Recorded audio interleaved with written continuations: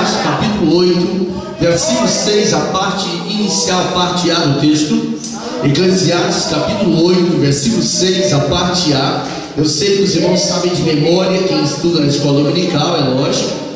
Este texto, ele fala de algo que para nós, nos dias de hoje, nos faz compreender muitos dos segredos que para o homem natural é imperceptível, para o homem natural não é inteligível, para o homem natural não dá para ser interpretado, não dá para ser traduzido, mas o Senhor, através da palavra, Ele deixa nós sentirmos, recebemos a revelação. Nós começamos a ministrar esta palavra quarta-feira, e o Senhor nos dando graça, força, e estaremos terminando ela no dia de hoje. É tempo de jejuarmos, é o tema da mensagem que nós começamos na quarta-feira passada. É tempo de jejuarmos. Jejum é uma arma, jejum é uma ferramenta, jejum é algo que somente o homem natural, o homem espiritual vai compreender. Somente o homem espiritual, porque o jejum é uma arma perigosa, tanto que se alguém quer fazer isso de forma natural, ele consegue de forma natural caminhar de oposto ao propósito do jejum. As grandes heresias, na sua grande maioria, pessoas que se apostataram da fé, não é algo muito incomum eles terem utilizado o caminho do jejum para poder apostatar da fé. Aí alguém pode questionar: como pode ser isto? Alguém utilizar do jejum para apostatar da fé? É porque o jejum, quando ele é revestido de uma veste de obstinação, de uma veste de competição, de uma veste de ostentação, ele então empurra a pessoa para algo distante do propósito de Deus, quando ele nos incentiva a estarmos jejuando. Então, Eclesiastes capítulo 8, versículo 6, a parte A diz: porque para todo propósito há tempo e modo. Diga comigo: porque para todo propósito há tempo e modo. Tempo e modo. Amém. Assim, de maneira a sua Bíblia aberta. Quando nós pensamos na quarta-feira passada sobre jejum, nós introduzimos a palavra dizendo que cada adversidade, cada crise, cada estatística negativa, cada escândalo, cada perseguição, quando eu falo de crise, eu não estou me referindo apenas à crise econômica, eu não estou me referindo apenas à crise de um país, em especial Portugal, a Europa, de uma forma geral, está atravessando, mas eu estou me referindo à crise em todos os âmbitos. Quando estamos passando por enfermidades, quando estamos passando por problemas que fogem ao controle humano, controle natural, há um sinal de que é um tempo de nós estarmos jejuando. O jejum, ele é uma arma, ele é algo anexado à fé cristã para potencializá-la, que o próprio Senhor Jesus, quando nós atentamos para o capítulo 4 de Mateus, quando atentamos para o capítulo 4 do Evangelho que escreve o Dr. Lucas, ali o texto sagrado mostra que Jesus, antes de escolher os seus obreiros, antes de escolher os seus discípulos, ele então praticou o jejum. O apóstolo Paulo, também como imitador de Cristo, na sua primeira carta aos Coríntios, no capítulo de número 11, o versículo 1 diz: sede os meus imitadores como eu sou de Cristo. Ele disse na segunda carta, também no capítulo 11, porém, versículo 27, ele diz que muitas vezes nos jejuns, ele estava dizendo que jejum não foi algo que ele fez apenas uns 3 dias que ele permaneceu sem ver em Damasco. Não, ele utilizava do jejum porque sabia que o jejum era extremamente importante para o segredo, para o crescimento espiritual. Nós dissemos aqui na quarta-feira passada, recapitulando, de repente alguém não estava na quarta-feira passada, que o jejum, ele tem entre as suas várias qualidades, entre os seus meios de trabalhar, o jejum, ele produz um esvaziamento espiritual, um esvaziamento pessoal, melhor dizendo, para que nós sejamos revestidos daquilo que é espiritual. Então o jejum, ele produz um esvaziamento pessoal. Quando nós estamos jejuando, o nosso humor é alterado. Quando nós estamos jejuando, o nosso sistema biológico ele é alterado, porque o jejum, o indivíduo está saindo do mundo natural e está trilhando, caminhando no âmbito espiritual. Quando eu estou me falando de jejum aqui, eu não estou me limitando a dizer de abstinência de alimentos ou de abstinência de líquidos. Eu estou dizendo jejum como propósito. Eu estou dizendo jejum como uma arma espiritual. O apóstolo Paulo, quando ele fala na segunda carta aos Coríntios, no capítulo 10, versículo 4, ele explica que as armas da igreja não são de aço, não são de bronze, não são de ferro. As armas da igreja não são de materiais corruptíveis. Então, as armas da nossa milícia, elas não são carnais, mas são poderosas em Deus para demolir, para destruir, aniquilar fortaleza. Então, quando o apóstolo Paulo ele está falando de armas espirituais, e eu faço aqui uma ponte com a segunda carta que ele escreve aos Coríntios, no capítulo 11, e versículo 27, quando ele fala nos jejuns por muitas vezes, eu entendo que jejum era uma arma que Paulo ele tinha habilidade de estar utilizando. A Bíblia explica que o jejum produz um esvaziamento pessoal. Nós citamos que quando o povo estava vindo do cativeiro e se reuniram junto ao rio Ahava, o condutor do povo, o líder do povo, estava chamando eles para jejuarmos, para pedirmos que o Senhor os protegesse. Nos aproximadamente 1000 quilômetros que distanciava o cativeiro de Jerusalém.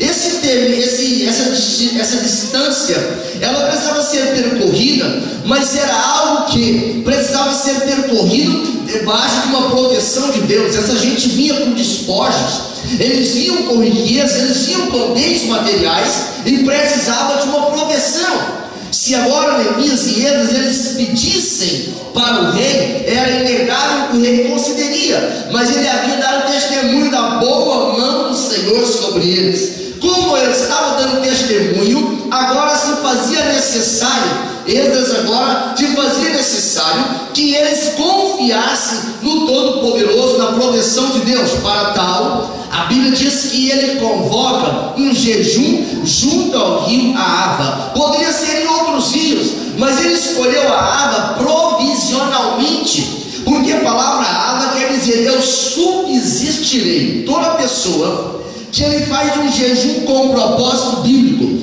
um jejum com um propósito divino, ele vai subsistir diante da sua dificuldade. É por isso que Satanás, nos últimos dias, ele tem empenhado para que a igreja não jejue, para que a igreja não adquira a prática do jejum, para que a igreja não se esmere no jejum. É um monte de desculpas e justificativas que nós adquirimos para não estarmos jejuando. Mas a prerrogativa inicial do jejum é que nós esvaziemos de nós mesmos. O próprio Senhor, quando ele utiliza da instrumentalidade do profeta Isaías, lá no capítulo 58 do seu livro, o livro do profeta Isaías, salvo engano, versículo número 3, ele diz: olha, vocês jejuam para que eu faça o vosso trabalho. Deus está dizendo que o jejum que esse povo estava praticando era um jejum oposto ao propósito de Deus. Era uma forma que eles estavam alimentando a sua mente de que se eles jejuassem, então Deus ficava preso, Deus ficava agora obrigado a estarem atendendo os seus caprichos, os seus desejos. O jejum não tem essa finalidade. Então o jejum, o primeiro aspecto do jejum é que ele produz em nós um esvaziamento espiritual. Jejum é uma atividade disciplinadora. Jejum é algo disciplinador. Prova é que Daniel, quando ele estava agora orando, ele leu a palavra, e lá na palavra diz a Bíblia que ele observou que o tempo do cativeiro estava chegando ao final, e ele agora vai para a oração, ele vai para o jejum para compreender aquela revelação. E diz a Bíblia que o próprio Senhor, há aqui uma teofania, ele fala: olha, desde o primeiro dia que você aplicasse o teu coração a ouvir, as suas palavras foram ouvidas. E é por causa da sua oração que eu vim. Perceba que Daniel, ele entendia que o jejum era um processo disciplinar. Ele entendia que o jejum era algo que levava ele a abdicar-se muito das suas vontades, para que pudesse o seu espírito prevalecer. E é interessante como que no jejum a nossa carne reclama. Atentando para o capítulo 10 de Daniel, que fala também de um jejum, no versículo de número 9, diz a Bíblia que Daniel agora, ele cai em um estado de inconsciência.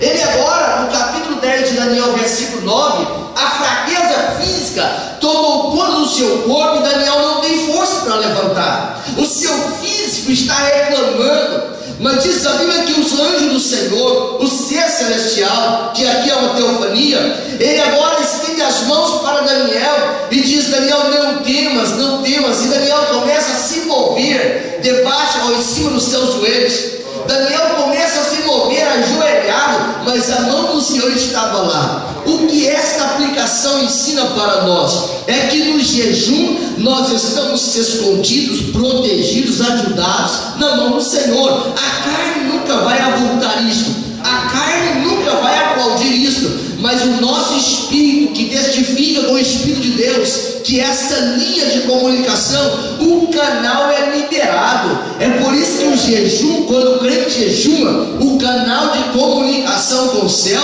ele passa por uma asepsia espiritual, ele passa por uma limpeza. Todo crente que desenvolve o propósito do jejum, ele é um crente que a sua fé vai ser maior do que dos outros. É um crente que, não obstante estar passando pelo vale da sombra da morte, a sua confiança é forte, a sua confiança é estabelecida, porque ele sabe que as armas espirituais demolem fortalezas espirituais.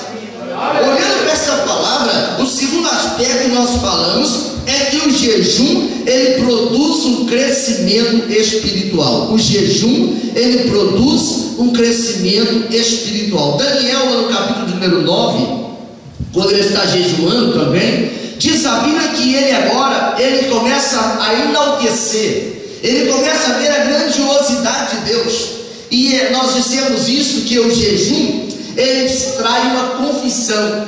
Perceba que se nós atentarmos para Daniel fechando lá a boca dos leões, com a sua vida de santidade, se nós pensarmos em Daniel agora, não se contaminando, Daniel sendo abençoado na Babilônia, agora no versículo 5 do capítulo 9, diz a Bíblia que Daniel, ele começa a confessar: pecamos, cometemos iniquidade. A Bíblia não relata pecado de Daniel, a Bíblia não relata que ele traiu a confiança de Deus, mas ele entendia que o pecado do povo era um pecado que ele precisava confessar. Ele entendia o Espírito que reina na graça no tempo de hoje, que a falta do irmão é uma preocupação para mim, é uma preocupação para você, é uma preocupação para nós. Daniel entendia isso, e ele agora começa a confessar diante do Senhor. O jejum, ele produz, além da confissão, o segundo passo, ele leva a uma conversão. O próprio Senhor, quando ele está convidando o povo a converter-se, lá no capítulo 2 de Joel, no versículo 12, ele diz para nós convertermos de todo o nosso coração. Era tempo de rasgar, não era as vestes, era o tempo de rasgar, não era aquilo da sua indumentária, era tempo de rasgar o coração. Então o jejum, ele leva-nos a rasgar o coração. Nós terminamos aquela quarta-feira dizendo isso: o jejum nos leva a rasgar o coração. Irmãos, o jejum é tão tremendo, o jejum, segundo o propósito, é tão grande e alto, que até para Nínive teve jeito. Até para Nínive. Quando nós lemos no livro de Jonas, o profeta Jonas, no capítulo 3, salvo engano, do versículo 3 até o versículo 5, a Bíblia diz que aquela gente, os ninivitas, quando eles ouviram que Deus ia destruir a sua cidade, que Deus ia destruir a Síria, a Bíblia diz que desde o rei até os animais, todo mundo agora começou a jejuar. Até os animais tiveram que pagar o preço do jejum. Eles não sabiam o jejum bíblico, mas a motivação pela qual eles jejuaram era para confessar, era para quebrantar, era para se humilhar na presença do Senhor. Senhor, Deus não aguentou e o Senhor poupou a cidade por causa daquela conversão. Jejum é um ato que nos leva à conversão. O jejum, nós dissemos que o jejum produz crescimento espiritual. O que é crescer espiritualmente? O que é crescer na dimensão espiritual? Nós sabemos que o jejum, ele ensina-nos uma prática que para o mundo ela não faz o menor sentido. A prática da separação. A palavra santo quer dizer separado. A palavra santo quer dizer aquele que não se mistura com o mundo. Então santificação é uma prática. Por isso que existe a santificação posicional, em que eu decido agora, eu e Deus, que eu vou ter uma vida separada do pecado e do mundo. E tem a santificação progressiva, de que hoje eu preciso ser mais santo do que eu fui ontem, até chegar ao estado de santidade. O escritor aos Hebreus, quando ele está escrevendo o seu livro, no capítulo 12, versículo 14, a parte B, diz que sem santificação ninguém verá o Senhor. Nós compreendemos então que o jejum, ele nos ajuda a viver uma vida de santificação. Existem práticas que nós somos convidados a utilizá-las, que ela nos impede de entrar no céu. O apóstolo Paulo, quando ele está falando na carta aos Coríntios, ensinando a igreja de Corinto, lá no capítulo 6 e no versículo 10, ele fala de práticas que nos impedem de entrar no céu. Ele fala sobre o sodomismo, práticas homossexuais, ele fala de práticas de mentira, práticas de murmuração, de maldizer, práticas de avareza, práticas de vícios, práticas de roubos, coisas que impedem as pessoas de entrar no céu. Essas práticas de masturbação, práticas de pecado sexual, a Bíblia explica que essas práticas elas não deixam o indivíduo entrar no céu. Mas como vencer algo que é muito forte, alimentado pela carne? O jejum, ele mortifica a carne.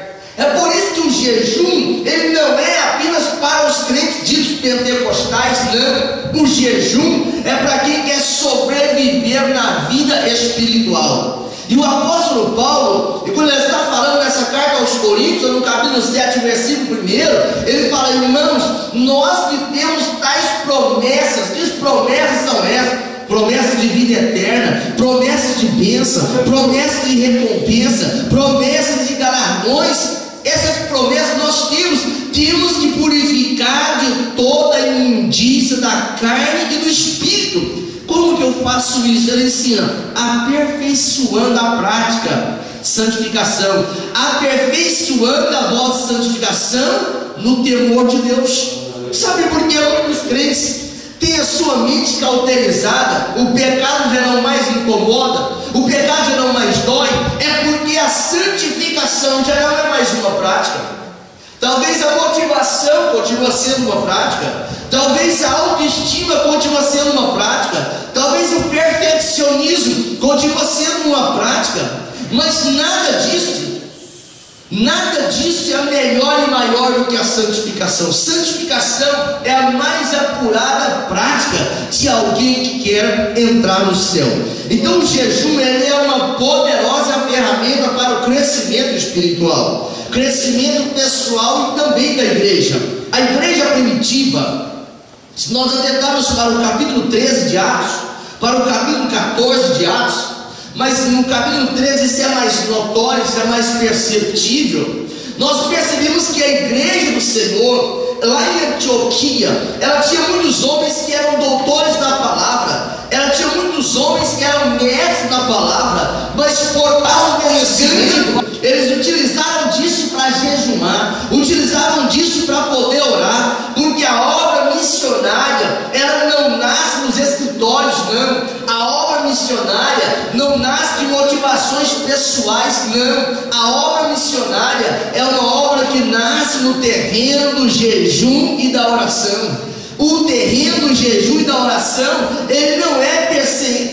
permeado, não é caminhado por todas as pessoas. É isso que o jejum, ele é um diferencial. O jejum, ele é um distintivo naquele que está envolvido na obra missionária. A Bíblia explica no Evangelho que escreve Mateus, nós falamos no capítulo 4, que Jesus, ele utilizou do jejum, da prática do jejum, um jejum parcial, porque a Bíblia não diz que ele se absteve de água, se absteve de alimento. Por 40 dias, o Senhor foi levado pelo Espírito ao deserto. O Espírito Santo levou ele ao deserto para ser provado, para ser testado. Porque o Espírito levou ele lá? Porque a diferença que existe no crente que jejuma é que quando termina a sua vitória, termina o período de prova e ele galga a vitória, ele é servido pelos anjos.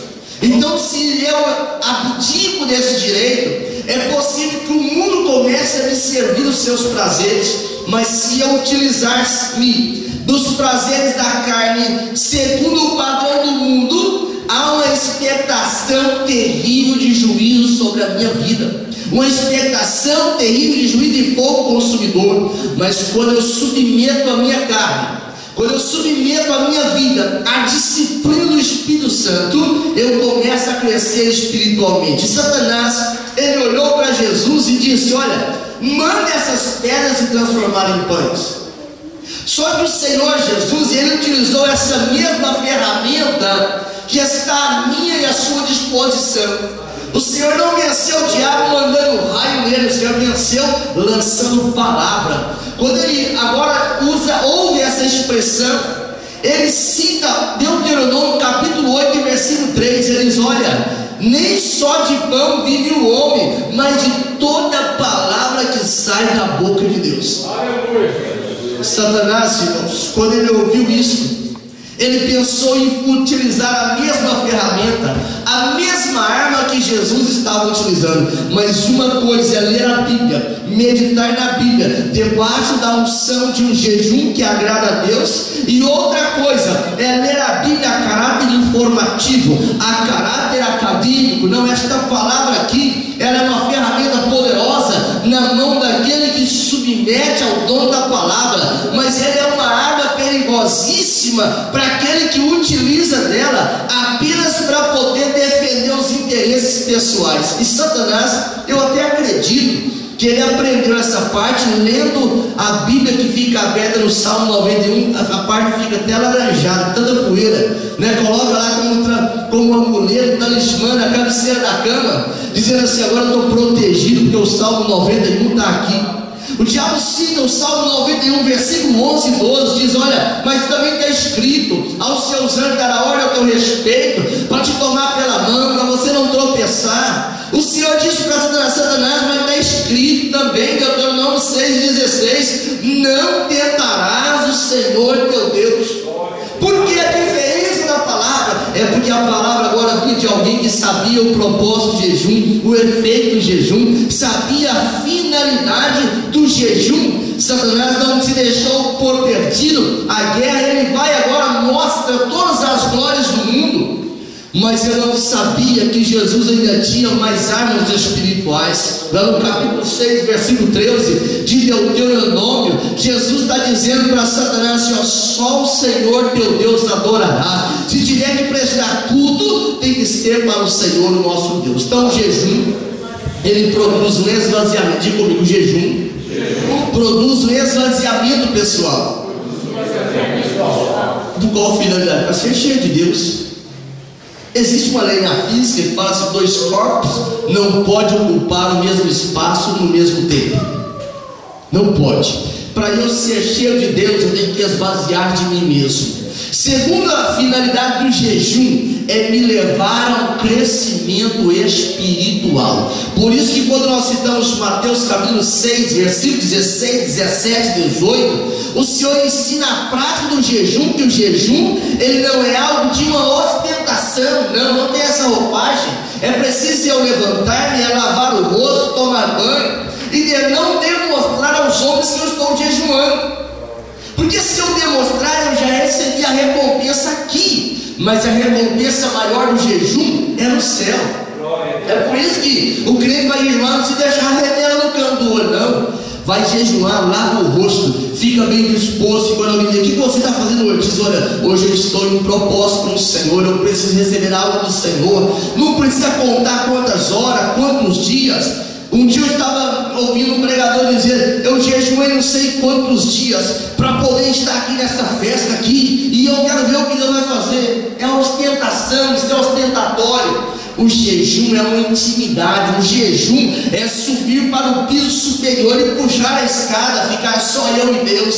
O jejum, ele é algo que me leva a uma intimidade profunda com Deus. Existem pastores que já perderam a sua unção, já apostataram da fé, colocaram a salvação em risco, porque pensaram que o jejum era o final, o jejum é o princípio. Jejum não é para ostentar, jejum não é para meter Deus para trabalhar, jejum é para eu me quebrantar diante do Senhor, esvaziar. O jejum que não me leva a esvaziar é passar apenas fome, passar apenas privações alimentares. O jejum que a Bíblia ensina tem que soltar as ligaduras da impiedade. O jejum que a Bíblia ensina, eu tenho que negar a mim mesmo. O jejum que a Bíblia ensina, eu preciso dizer: Senhor, eu quero confessar que eu falho, eu quero confessar que eu peco, eu quero confessar que o Senhor é o Todo-Poderoso, o Senhor é soberano sobre a minha vida. Terceira lição do jejum: o jejum nos ensina a esperar a resposta de Deus. Fala comigo: o jejum nos ensina a esperar a resposta de Deus. O jejum não é para chantagear Deus, não. O jejum não é para chantagear Deus, é para nos preparar para a resposta divina. Eu vou jejuar porque Deus tem que fazer. Deus não tem que fazer nada, Ele é Senhor. Deus não acata ordens. Deus não acata ordem. Paulo diz: nós temos a mente de Cristo. Jó diz: quem foi o seu conselheiro? Quem ensinou Deus? Quem deu para ele para depois ele ter que retribuir? Então o jejum nos ensina a estar preparado para a resposta de Deus. Daniel leu Jeremias, parece no capítulo número 21, né?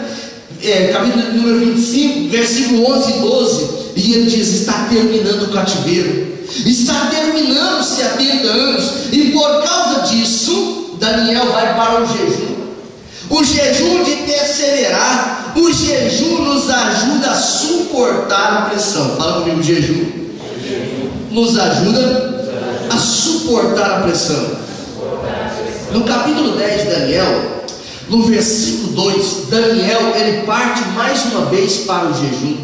Do capítulo de número 9 ao capítulo número 10, já haviam se passado 5 anos.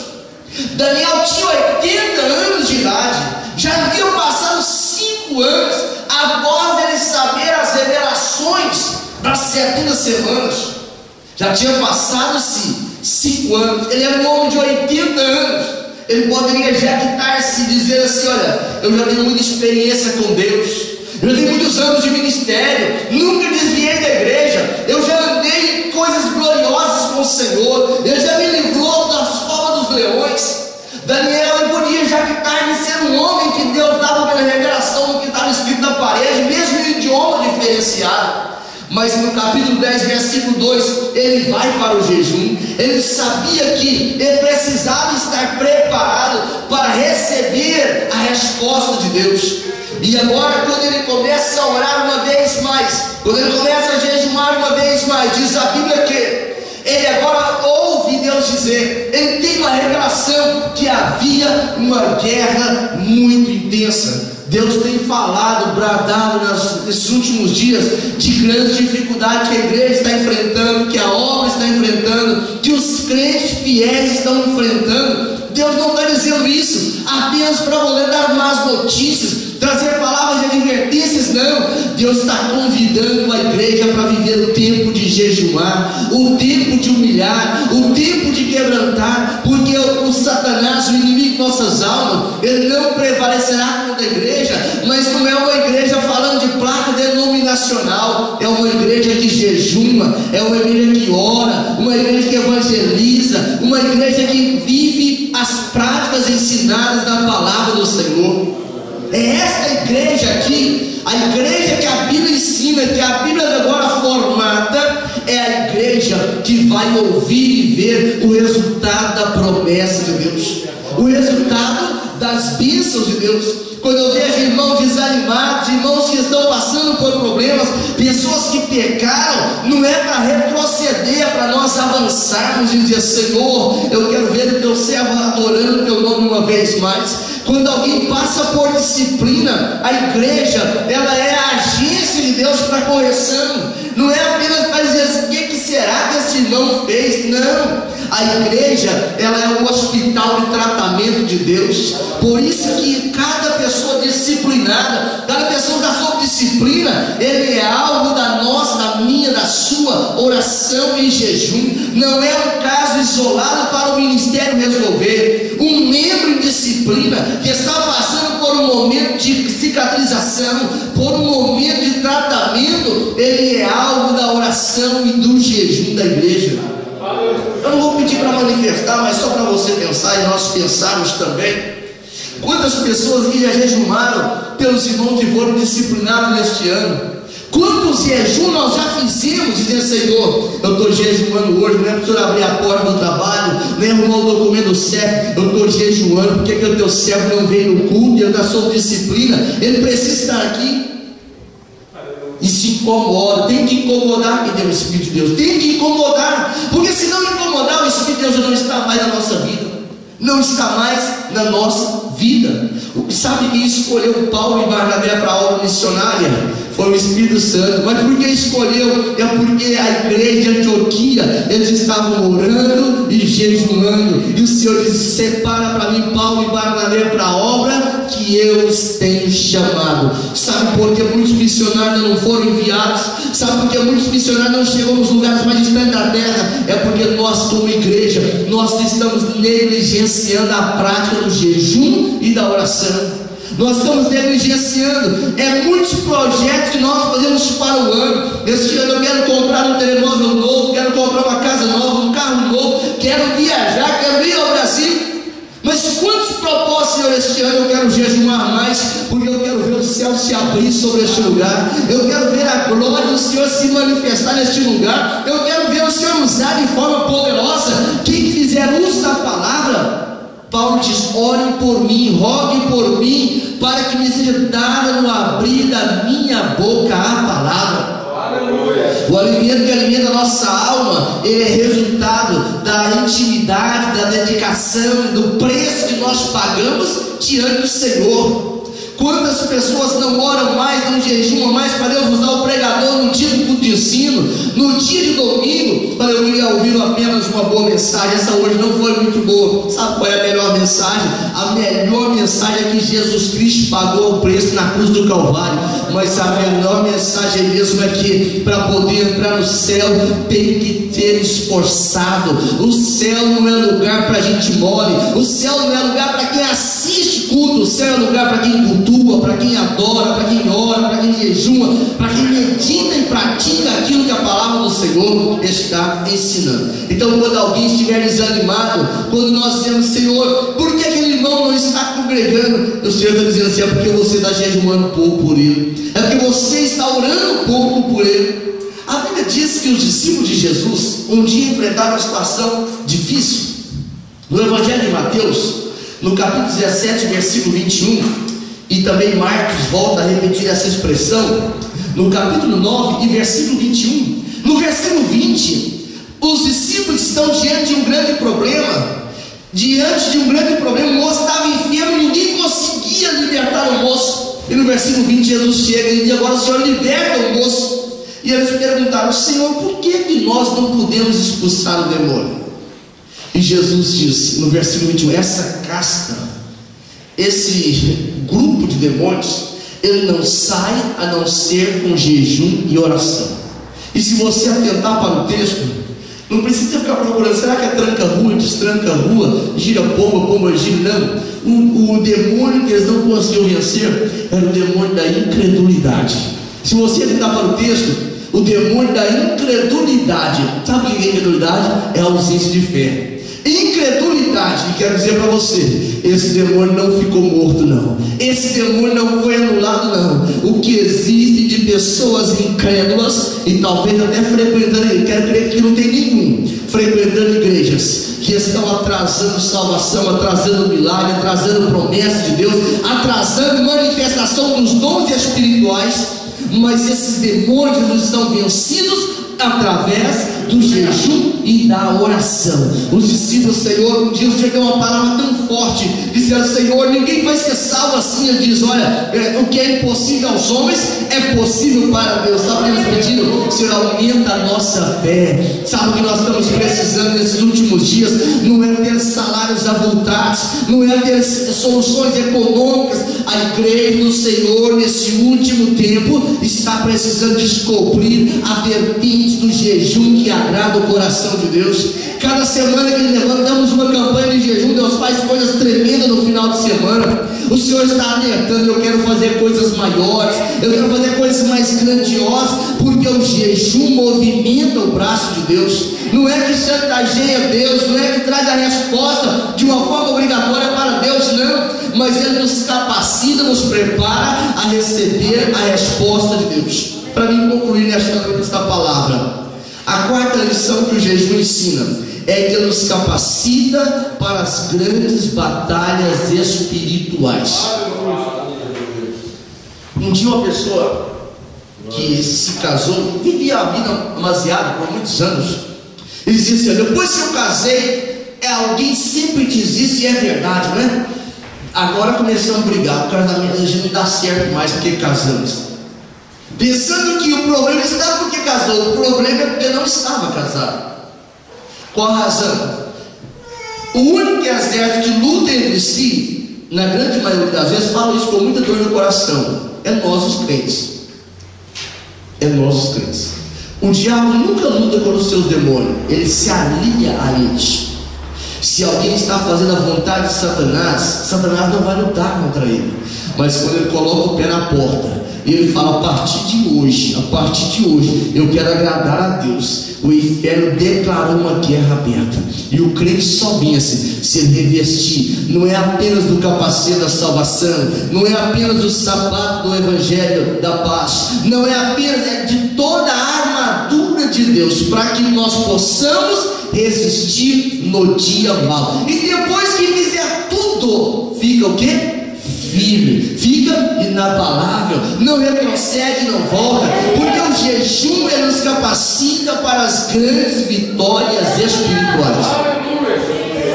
Diz a Bíblia no livro de Esther, no capítulo 4, em especial 16, que agora Mardoqueu ele manda um aviso para Esther, dizendo assim: Esther, olha, faz alguma coisa aí, Deus te pôs nesse palácio, faz alguma coisa.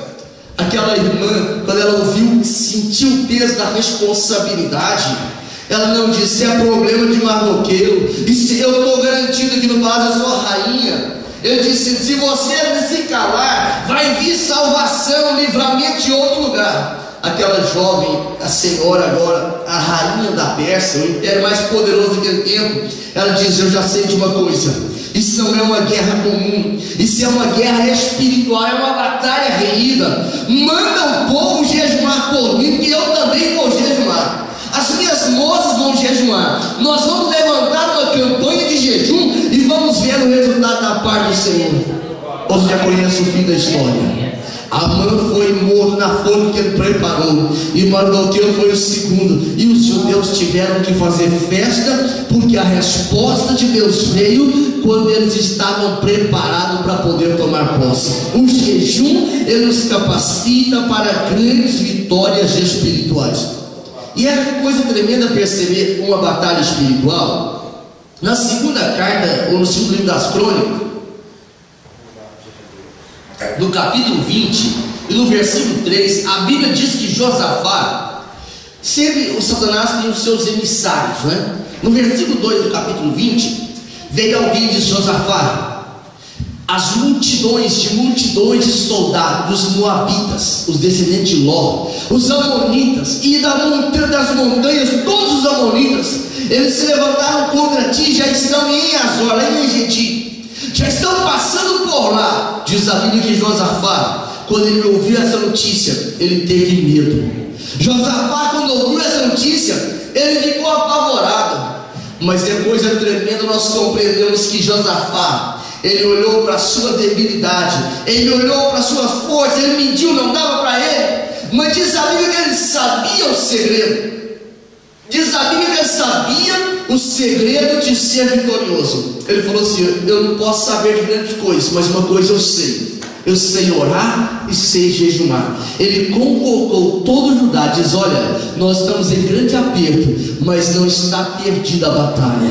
Nós estamos sendo afrontados de todos os lados, mas nós não perdemos a batalha, porque nós não usamos as duas mais poderosas armas ainda, a oração e o jejum. E é coisa tremenda que não faltou ninguém no culto. Até as crianças estavam lá. Se você atenta para o versículo 13, até as crianças estavam lá, todo Judá, porque eles disseram: esta batalha nós não vamos ficar de fora, nós não vamos perder esta guerra. Tem batalhas que nós temos que enfrentar, tem batalhas que nós temos que confiar no Senhor, tem batalhas que não é para mim lutar, tem batalhas que é para mim adorar. Mas era uma batalha dele adorar. Sabe por que eu escrevi? Essa peleja não é de vocês, não. É Deus. Sabe qual é o tipo de peleja que não é nossa, para nós lutarmos? É no campo do impossível. O campo do impossível não é para mim, não é para você, é para Deus. Se nós tentarmos para o Evangelho de Lucas, no capítulo 1, versículo 37, ele diz: as coisas impossíveis são para Deus, para Ele não tem impossível. Esta palavra, esse verbete, ele não consta no dicionário de Deus, não consta. Para Deus nada é impossível, Ele pode tudo, Ele faz tudo, mas nós precisamos entender que é preciso orarmos e é preciso jejuarmos. Quando Deus viu toda aquela congregação ajoelhada, orando, jejuando, olhou até as crianças estavam ali, não faltou ninguém no culto. Deus usou Jaziel, falou: Jaziel, você vai levantar agora uma profecia. E agora Jaziel, ele assume aqui o púlpito e ele diz assim: olha, irmãos, não temais, nem vos assisteis por causa dessa grande multidão, porque a peleja, fala comigo, porque a peleja não é vossa. Diga para a pessoa do lado assim: não se assuste, essa peleja não é sua. Pastor, mas o diabo é endemoniado, vai continuar ainda. Mas é porque você não conhece quem é o meu patrão. Eu não preciso conhecer, eu preciso conhecer quem é o teu Deus. Eu conheço quem é o teu Deus. Sabe o que a Bíblia fala no Salmo 76, versículo 10? É que quanto mais, parafraseando o texto, quanto mais o inimigo fica irado, mais o Senhor manifesta o teu poder. A ira humana, ela não acelera a justiça divina, mas a ira das pessoas que são adversários do povo de Deus potencializa a justiça divina. A ira do mundo, fala comigo, a ira do mundo. Vamos repetir a frase, fala assim: Deus tira louvor da ira humana. Quanto mais o diabo fica irado, mais a glória de Deus se manifesta. Quanto mais o inferno se levanta, mais a igreja triunfa. Quanto mais o inferno se posiciona, mais a igreja é vitoriosa. O Satanás, ele não preocupa com igrejas ricas e nem com igrejas pobres. Satanás se preocupa com a igreja que jejuma e que ora. Jejuma e ora. A Bíblia diz que Josafá colocou toda a gente para jejuar. E o Senhor agora fala para Jaziel: avisa para Josafá onde o inimigo está. Disse: olha, eles estão na ladeira de Ziz, mas você vai encontrar na ladeira, você vai encontrá-los no fim do vale. Só que Deus não falou como seria o encontro. Agora aqui o crente tem que ser inteligente. O crente que jejuma e ora, ele precisa entender a estratégia de Deus. Se Deus falou que a batalha não era para ele guerrear, se Deus disse que essa guerra não era para ele, a batalha não é vossa, Deus vai pelejar por vós. Sabe o que Josafá fez? ele chamou a equipe de louvor, chamou o coral, colocou na frente e falou: agora nós vamos começar o culto de adoração ao Senhor. Vai ser uma tarde poderosa de louvor. Vai ser, não sei se era amanhã, vai ser uma manhã poderosa de louvor. Quando o povo começou a louvar, esse povo que tinha jejuado, esse povo que tinha orado, não é que sair cantando musiquinha, Deus traz milagre, não. É porque passaram pela olaria de Deus, se humilharam na presença de Deus, confessaram seus pecados diante de Deus, tudo propriedade do jejum. Olha que eles passaram um esvaziamento espiritual, pessoal. Eles se prostraram. Josafá teve medo do homem natural. Ele teve medo e se foi para a presença do Senhor. Ele se humilhou, ele confessou, ele começou a crescer. Agora já não era mais um Josafá falido, fracassado, era um Josafá agora que estava crescendo. E ele agora fica empolgado e chama o povo, começa a orar, começa a jejuar, e o Senhor começa a chamar Jaziel. A palavra Jaziel quer dizer contemplado por Deus. Deus estava contemplando o preço que eles estavam pagando, Deus estava contemplando a afronta, e agora o Senhor falou assim: vocês não têm que pelejar, porque sou eu. Deus estava convidando: vem assistir o que eu vou fazer aqui, mas não vem como espectador, não, vem como adorador. Diz a Bíblia que eles começaram a cantar, começaram a orar, começaram a glorificar, e os próprios inimigos lutaram contra si. Os próprios inimigos lutaram contra si. O Senhor diz: vocês vão encontrar eles no final do vale. O que tinha no final do vale? Se você abre a Bíblia, na segunda carta do livro de Crônicas, no capítulo 20 e no versículo 26, diz a Bíblia que eles chegaram no vale da bênção. Vale de Beraca, quer dizer, o vale da bênção. Não tinha mais moabita, não tinha mais amonita, não tinha mais moradores das montanhas de Edom, não tinha, porque o Senhor tinha dado um grande livramento. Quem está passando por um filme desse, que sabe que a sua guerra está renhida, está travada, já usou todo tipo de argumentação, já usou todo tipo de estratégia e não funcionou. O Senhor está dizendo para você: é o tempo de parar, é o tempo de ver o livramento do Senhor. Como que eu vejo o livramento? É adorando. Como que eu vejo o livramento? É jejuando. Como que eu vejo o livramento? É buscando a face do Senhor, é esvaziando de mim mesmo, para que o Senhor encha a minha vida. Que eles terminaram o final do vale, já não tinha mais inimigo, porque o Senhor tinha dado a vitória a eles. A promessa do Senhor disse: olha, nessa batalha vocês não têm que batalhar, parai, ficai quieto e veja o livramento do Senhor. Deus é especialista em demitir patrão. Deus é especialista até em demitir patrão, quando o crente começa a orar e jejuar. Se alguém está te perseguindo, se alguém está tentando atrapalhar a tua vida, não tenta pisá-lo, não tenta pisá-lo, porque se ele levantar, ele derruba. Mas coloque ele debaixo do joelho e fala: Senhor, ele está afrontando, não é a mim, ele está afrontando uma fé que eu tenho todo-poderoso. E você vai perceber que o Senhor vai te dar livramento. O Senhor vai te dar livramento. Vou repetir, você não entendeu? O Senhor vai te dar livramento. Jejum é uma arma poderosa. É o tempo de nós jejuarmos. Nessa próxima semana nós vamos entrar na segunda-feira de boca no pó. Se você não quiser participar, não tem nenhum problema, nós vamos jejuar por você também. Mas a igreja do Senhor, aqui, congrega aqui, se não acontecer um arrebatamento, nós vamos entrar numa campanha de jejum, de quebrantamento, de confissão de pecados. E o Senhor vai começar a saturar de poder a igreja. O Senhor vai despertar